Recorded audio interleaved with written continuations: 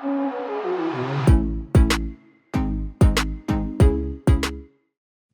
guys, welcome to this new video tutorial. In this video, I'll show you the easiest way how you could unhide items or files in Windows computer.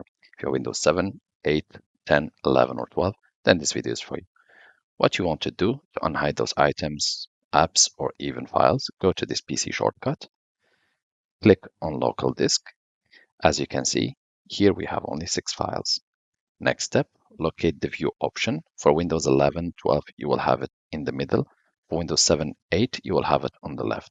So locate view option and click on it to open, select show and go to hidden items. Select hidden items. And as you can see, now it reflects hidden items. So now in total files, we have 10 files. So 4 more files which were hidden. Thank you guys for watching and talk to you soon in a new video tutorial.